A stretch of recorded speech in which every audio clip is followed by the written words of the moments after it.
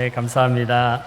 모든 영광을 하나님 아버지께 올려드립니다. 네, 오늘도 어김없이 아름다운 찬양 너무나 감사합니다.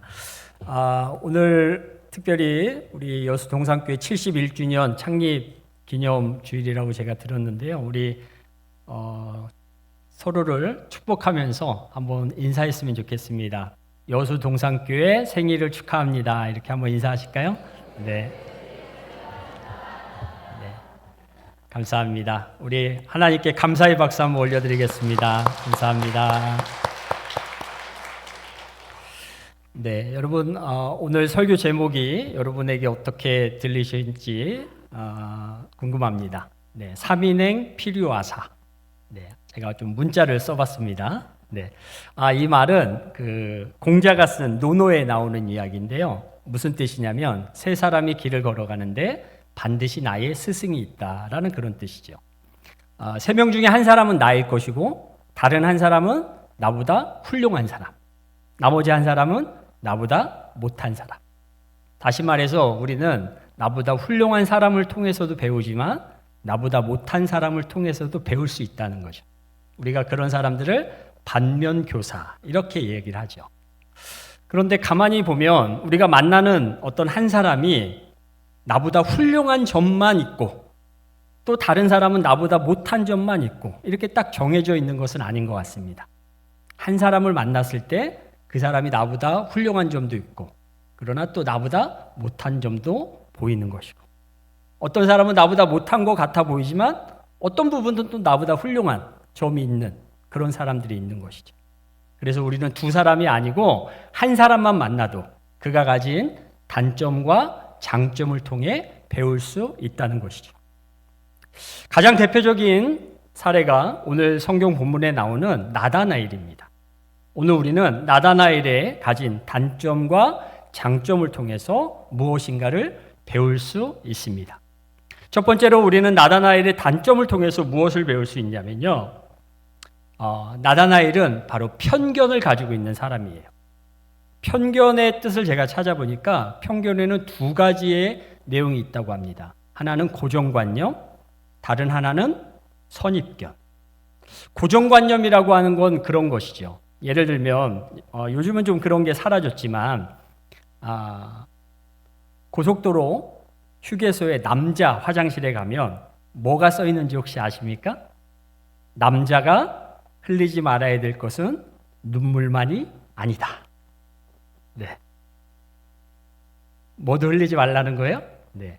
소변을 잘 놓으라는 거죠. 흘리면 안 된다 그런 말이죠. 근데 그 전제가 되는 건 뭐냐면 남자는 눈물을 흘려서는 안 된다라는 것이죠.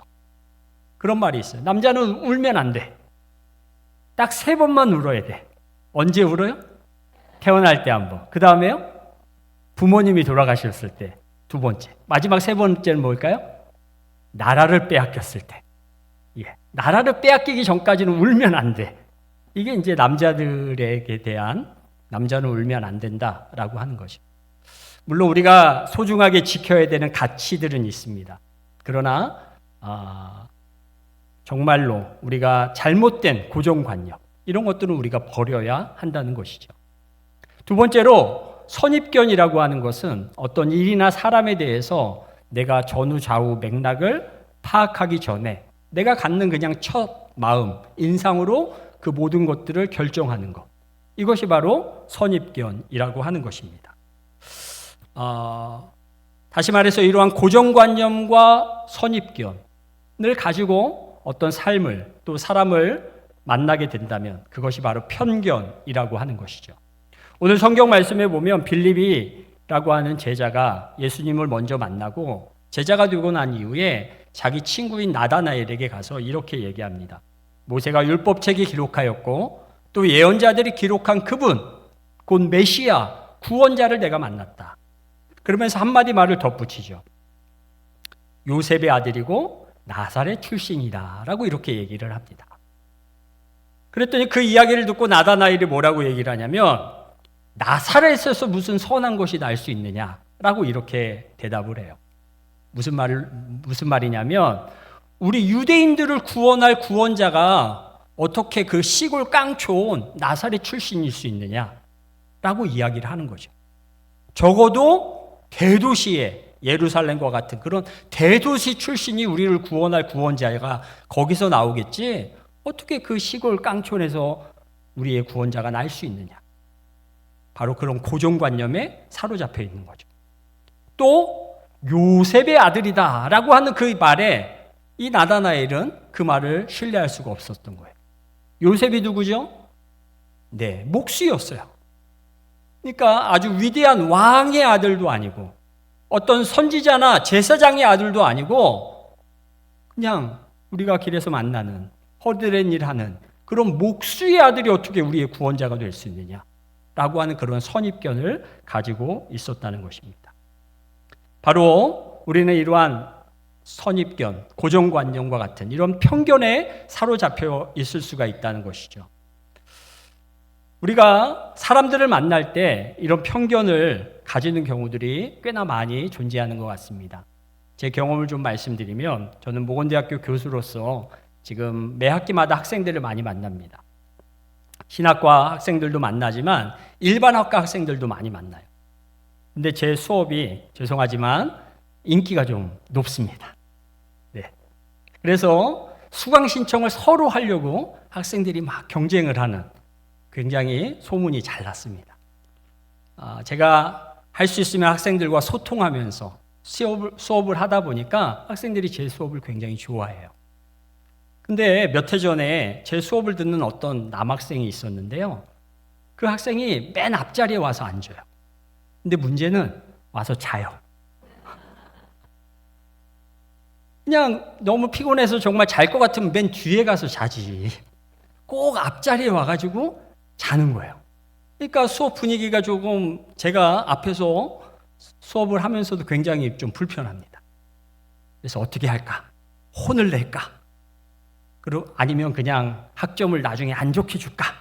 이렇게 생각을 하다가 제가 교수지만 목사인데 라는 마음이 들어서 하루는 수업이 끝나고 그 학생을 조용히 불렀어요. 그리고 최대한 다정한 말로, 학생 수업에 집중을 잘 못하는데 뭐 무슨 일이 있어? 이렇게 제가 다정하게 물었어요. 그랬더니 그 학생이 교수님 죄송합니다. 그러면서 자기 사정을 얘기를 하는 거예요. 자기는 경제적으로 너무나 어렵다는 겁니다. 그래서 국가장학금을 받으니까 학비는 어느 정도 내는데 생활비를 자기가 벌어야 된다는 거예요. 경제적인 서포트를 집에서 못 받으니까 자기가 일을 해야 된다는 겁니다. 그래서 여기저기 수업이 없는 그 시간을 내어서 알바를 많이 하는데, 교수님 수업 듣는 하루 전날 밤에 저는 편의점에서 알바를 합니다. 그래서 오늘도 저는 3시간밖에 못 자고 왔습니다. 그렇게 얘기를 하는 거예요. 네, 교수님 죄송합니다. 다음부터는 졸지 않겠습니다. 더 열심히 수업을 듣겠습니다. 그렇게 이야기하는 경우가 있었습니다. 저는 그때 뜨끔했습니다. 만약에 제가 막 그 학생을 혼내줬다든지 아니면 뭔가 학점으로 나중에 안 좋게 그렇게 했다면 제가 잘못된 그런 생각을 가지고 그 학생을 대하는 것이 아니었을까라는 그런 마음이 들었습니다. 특별히 제가 그 학생을 조금 안 좋게 봤던 것은 그 학생의 외모 때문이기도 했습니다. 옷을 입은 것이며 헤어스타일이 제가 보기에는 조금 안 좋아 보였던 것이죠. 그랬기 때문에 그런 마음이 더 들었던 것 같습니다. 그러나 그 뒤로는 저는 학생들이 제가 마음에 들지 않는 행동을 하면 뭔가 이유가 있겠지. 외모로 저는 또 학생들을 판단하지 않으려고 굉장히 노력을 하고 있습니다.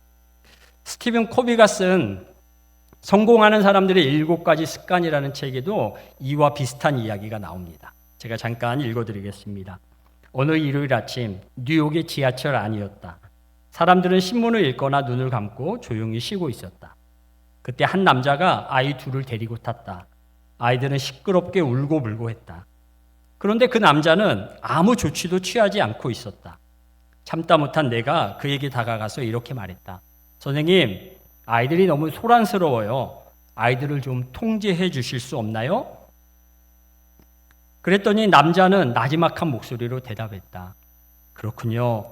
아이들을 달래기는 해야겠는데 아이들 엄마가 병원에서 1시간 전에 세상을 떠났어요. 나도 그렇지만 아이들이 지금 어쩔 줄 몰라서 저래요. 그 순간 내가 어떻게 느꼈는지 상상할 수 있는가? 순간의 모든 상황이 달리 보였다. 내 느낌이 달라지고 불편한 감정도 싹 사라졌다. 패러다임이 바뀐 것이다. 내 마음은 아이들과 그 남자를 향한 측은한 마음으로 가득했다.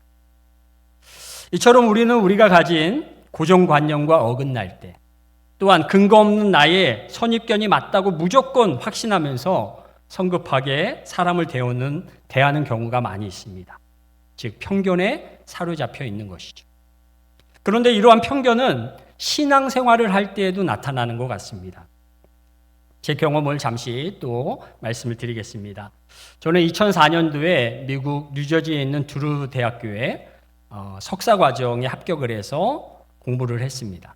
2년 과정을 마친 후에 2006년부터 켄터키에 있는 에즈베리 디알러스컬 세미나리, 에즈베리 신학교에서 이제 박사 과정을 시작할 무렵에 있었던 일입니다.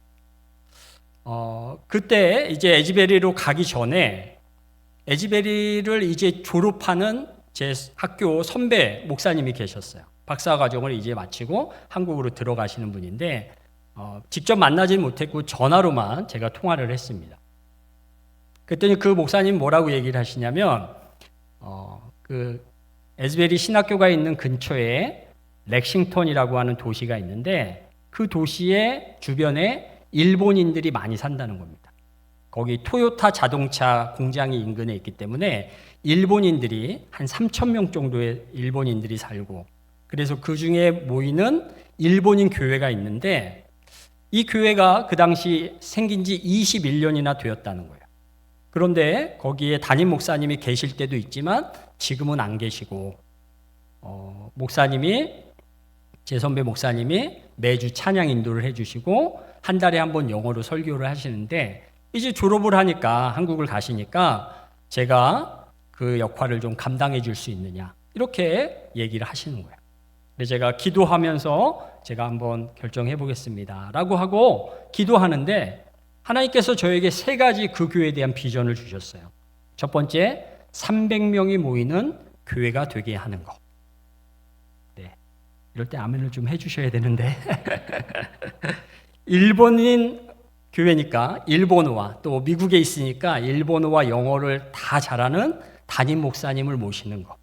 또 전 세계에 흩어져 있는 일본인들을 위해서 선교사를 배출하는, 선교사를 보내는 교회. 이 3가지를 놓고 하나님이 저에게 비전을 주신 거예요. 그래서 제가 이제 선배 목사님께 전화를 드렸어요. 목사님, 제가 기도하는데 하나님께서 그 교회에 대한 비전을 주십니다. 그래서 제가 부족하지만 그 교회를 섬기겠습니다. 그러면서 제가 받은 비전에 대해서 말씀을 드렸어요. 그랬더니 그 목사님이 웃으셨어요. 왜 웃으셨냐면 일본의 기독교 인구가 몇 %인 줄 아느냐. 일본의 기독교 인구는 1% 미만입니다. 그러면 3,000명의 1%면 몇 명이에요? 30명이죠. 근데 이 교회가 그 당시에 20명에서 25명 정도가 모이고 있다고 말씀하셨어요. 그래서 1% 비율에 따지면 30명 미만이니까 지금 20명, 25명 모이는 게 지금 그 일본인 교회의 현실이다 라고 이야기를 하시는 거예요. 굉장히 합리적으로 들리고 이치 있게 들리지만 저는 하나님이 분명히 저에게 300명이라고 하는 비전을 주셨는데 라고 하는 그런 마음이 들었고, 제가 일본인 교회를 섬기면서 교인들에게 처음으로 설교할 때 그 비전에 대해서 나누었어요. 그랬더니 반응이 제 선배 목사님하고 똑같았어요. 그냥 웃으셨어요. 그런데 제가 계속해서 기도하고 또 도전하고 가서 전도하고 노방 가서 전도하고 전도지 만들어서 저희 가족들이 가서 마트 앞에 가서 일본인들에게, 일본인인지 모르니까 그냥 동양인들에게 전도하고 그러면서 그 비전을 함께 교인들에게 나누었어요. 제가 일본인 교회를 떠나올 때 거기 여자 장로님이 계셨는데요. 그분이 저에게 이렇게 얘기를 하셨어요. 패스터 김, 우리 교회가 300명이 되면 패스터 킴 우리가 초대할 때니까 그때 꼭 와주세요 라고 이야기했습니다. 아직까지 제가 초대를 받지 못했지만 분명히 저는 하나님께서 주신 그 비전을 제가 나누었고, 누군가가 그 비전을 가지고 최선을 다해서 노력하고 하나님께 기도하며 나아간다면 하나님께서는 그 비전을 이루어 주실 줄로 믿습니다. 여수 동산교회가 이제 71년의 성상을 이루는 이러한 때입니다.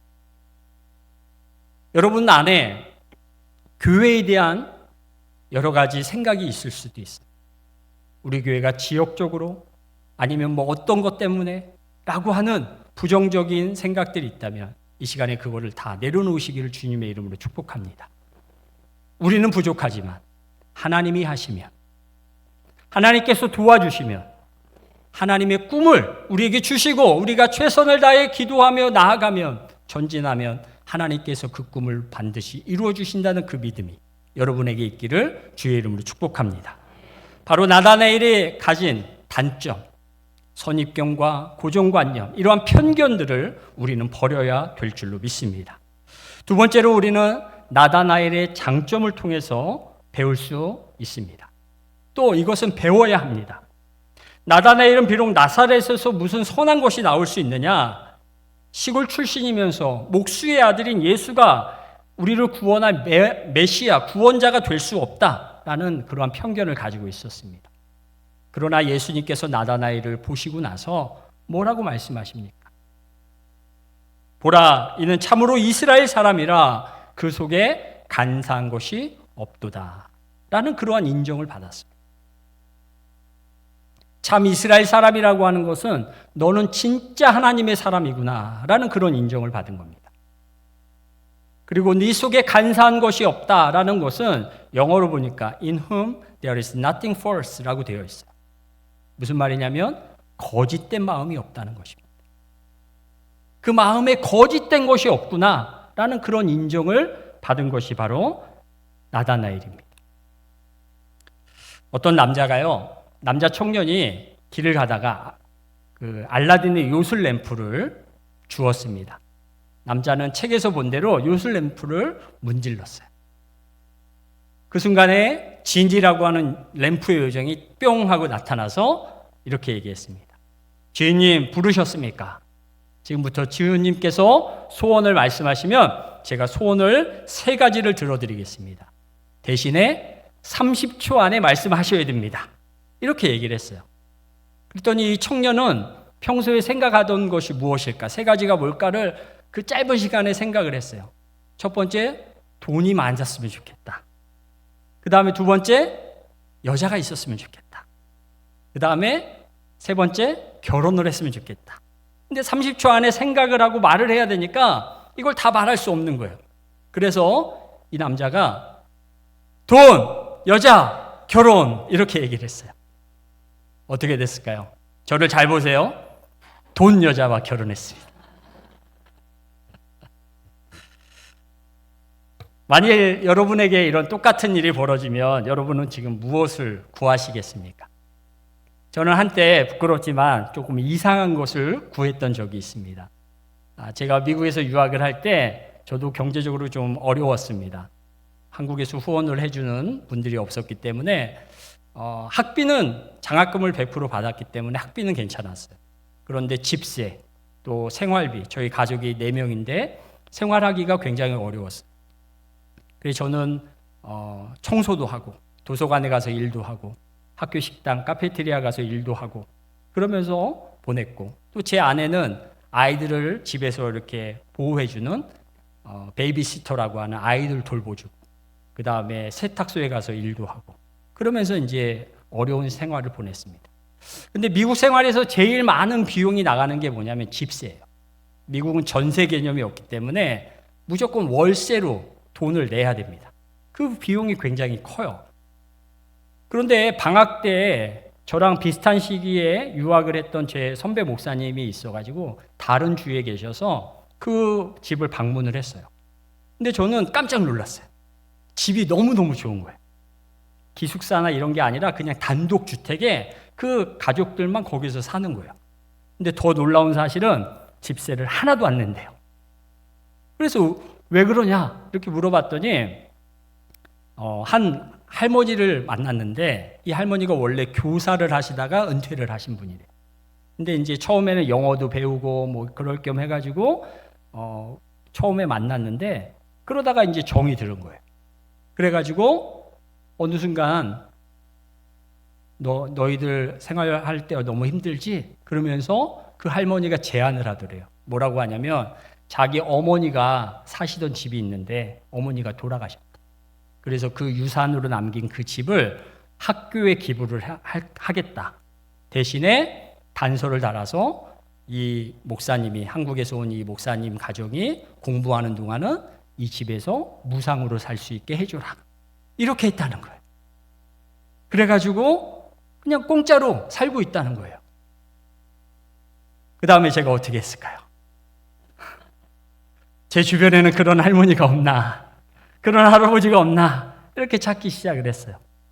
근데 어느 순간 제 마음에 어떤 마음이 들었냐면 제가 누군가를 만나는데 제 마음에 어떤 욕심을 가지고 그런 마음으로 누군가를 만난다면 진심으로 사람을 대하는 게 아니다 라는 그런 마음이 들었어요. 그러면서 제가 기도가 나왔어요. 하나님, 제가 그렇게 마음씨 좋은 사람을 만나는 것보다 제가 그런 사람이 되게 해 주시옵소서. 하나님, 제게 복을 주셔서 제가 많은 사람들에게 나누고 베푸는 그런 삶을 살기를 원합니다. 그래서 주는 것이 받는 것보다 더 복되다 하신 그 주님의 말씀을 제가 몸소 실천하는 사람이 되기를 원합니다. 제가 그 뒤로부터 제 기도가 그렇게 바뀌었습니다. 마태복음 6장 33절의 말씀을 우리가 함께 읽어보도록 하겠습니다. 한번 읽어보겠습니다. 준비가 안 됐나요? 네. 마태복음 6장 33절. 네, 그럼 제가 읽어드리겠습니다. 그런즉 너희는 먼저 그의 나라와 그의 의를 구하라. 그리하면 이 모든 것을 너에게 더하시리라. 아멘. 우리가 무엇을 먹을까, 무엇을 마실까, 무엇을 입을까 염려하지 말고 하나님의 나라와 하나님의 의를 구하면 하나님께서 우리에게 필요한 모든 것을 넘치도록 채워주실 줄로 믿습니다. 그런데 여기서 하나님의 뜻이라고 하는 것, 하나님의 의라고 하는 것은 뜻 의자가 아니라 옳을 의자입니다. 그러니까 하나님께서 옳다 여기시는 그것을 따라야 된다. 그것을 좇아야 된다라는 그런 말씀이죠. 여러분, 우리 인생의 최대의 목적은 무엇입니까? 잘 먹고 잘 사는 것이 아니라 하나님께 인정을 받는 것. 하나님께서 칭찬받는, 하나님께 칭찬받는 그 인생의 주인공이 되는 것. 그것이 우리의 목적이 되어야 될 줄로 믿습니다. 사실 나다나엘은 뭔가 위대한 일을 해서 예수님께 그런 칭찬을 받은 게 아니에요. 그냥 무화과 나무 아래에서 하나님의 나라가, 하나님의 의가 이 땅 가운데 실현되기를 소망합니다. 그러면서 남이 보든 보지 않든 그곳에서 하나님과 깊은 교제를 나누며 기도했던 것. 바로 그 것만 가지고도 예수님께 칭찬을 받았다는 것입니다. 나다나엘의 행적에 대해서 성경에서는 다른 부분에서는 찾을 수가 없습니다. 그런데 많은 성서학자들은 나다나엘의 본명은 바돌로메일 것이다 라고 이렇게 얘기를 해요. 바돌로메는 예수님의 12제자 중에 한 사람입니다. 뭔가 위대한 일들이 성경에 기록되지 않았어요. 그러나 전승에 따르면 이 바돌로메는 페르시아에 가서 선교하다가 죽음을 당했다라고 하는 그런 전승이 있습니다. 순교를 당했다는 것이죠. 예수님께서 자신의 거짓 없음을 칭찬해 주실 바로 그 일 때문에 나다나엘은 자기의 생명을 다해 주님의 기쁨이 되기 위해 최선을 다했던 것입니다. 지금 이 시간 예수님께서 저와 여러분을 보시면서 무엇이라고 우리를 평가해 주실까요? 어떤 말씀을 하실까요? 혹시 우리 마음 가운데 하나님이 미워하시는 미움이나 다툼이나 시기나 질투나 거짓된 욕심이 가득한다면 우리는 나다나엘과 같은 그런 칭찬을 들을 수가 없다는 말씀입니다. 이 시간 성령 하나님께서 저와 여러분의 마음속에 찾아와 주셔서 우리들이 가진 편견과 모든 거짓된 것들을 내려놓게 하시고 하나님의 나라와 하나님의 의를 가장 먼저 추구하심으로 말미암아 우리 예수님께 너는 참 하나님의 사람이구나, 내 속에 거짓된 것이 없구나 라고 하는 그런 인정과 칭찬을 받는 저와 여러분이 되시기를 간절히 축복합니다. 또한 그러한 여러분들이 헌신과 사랑을 통해서 여수 동산교회가 앞으로 더욱더 하나님만을 기쁘시게 하는 교회, 세상에 소망이 되어주는, 빛과 소망이 되어주는 교회, 멋진 교회 되시기를 주님의 이름으로 간절히 축복합니다. 우리 함께 기도하겠습니다. 사랑의 하나님, 여수 동산교회가 71년의 시간을 주의 은혜로 걸어오게 하심에 감사드립니다. 작은 믿음의 씨앗으로 시작된 교회를 오늘에 이르기까지 지켜주시고 수많은 성도들의 기도와 헌신을 통해 든든히 세워주심을 감사드립니다. 이 시간, 지나온 은혜의 시간을 기억하며 앞으로의 사명을 굳건히 붙들게 하옵소서. 복음 위에 굳게 서게 하시고 지역과 열방을 품는 교회가 되게 하옵소서. 다음 세대가 믿음을 이어가고 모든 성도가 사랑과 섬김으로 하나 되게 하셔서 예수 그리스도의 빛을 세상에 비추는 축복의 공동체가 되게 하여 주시옵소서. 특별히 우리 안에 하나님께서 원하지 않으시는 고정관념과 선입견, 이러한 모든 편견들을 버리게 하시고 우리의 마음에 거짓된 모든 것들을 성령의 불로 태우사 하나님께 인정과 칭찬을 듣는 우리 모두가 되게 하여 주시옵소서. 지금까지 인도하신 에베네셀의 하나님, 앞으로도 동일한 은혜로 함께하여 주시고 주님의 뜻을 이루는 여수 동산교회와 성도들이 되게 하옵소서. 세워주신 고종광 담임 목사님에게 영육간의 강건함을 도와여 주시고 전도사님과 또 우리 장로님들, 모든 평신도 리더들에게, 지도자들에게 하나님의 넘치는 은혜와 복으로 허락하여 주시옵소서. 이 모든 말씀을 우리를 너무나도 사랑하시는 예수 그리스도의 이름으로 감사하며 기도드리옵나이다. 아멘.